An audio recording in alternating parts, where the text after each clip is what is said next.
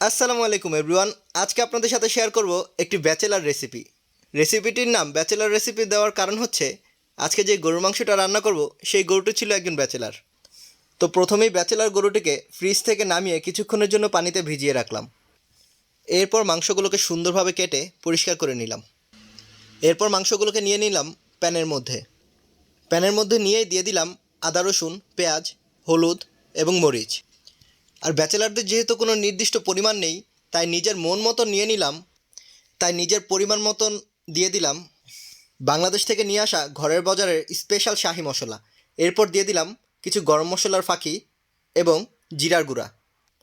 তারপরে দিয়ে দিলাম জাপান থেকে কেনা পরিমাণ মতন তেল। তারপর দিয়ে দিলাম ইচ্ছে মতো লবণ। তারপর ভালোভাবে মাংসটাকে মাখিয়ে নিলাম। মাখানো শেষ করার পর মাংসটাতে খুব সুন্দর একটি কালার চলে আসে।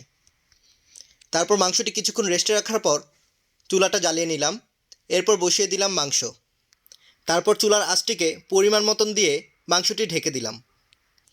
মাংসটিকে একদিকে সিদ্ধ করতে দিয়ে অন্যদিকে রান্না করার জন্য বসিয়ে দিলাম বাসমতি চালের ভাত। রাইস কুকারে বসিয়ে দেওয়ার কারণে খুব একটা বেশি সময় লাগেনি। তারপর ঢাকনাটি উঠিয়ে মাংসটি আরও কিছুক্ষণ নাড়াচাড়া করে রেখে দিলাম। মাংসটি ভালোভাবে নেড়ে চুলার আঁচটিকে আরেকটু কমিয়ে দিলাম। এরই মধ্যে মাংসটি থেকে খুব সুন্দর একটি ঘ্রাণ আসা শুরু করলো। এরপর মাংসের স্বাদ বাড়ানোর উদ্দেশ্যে দিয়ে দিলাম কিছু পরিমাণ গরুর দুধ। এরপর মাংসটিকে ভালোভাবে নেড়েচেড়ে প্রায় 30 মিনিটের জন্য রেখে দিলাম।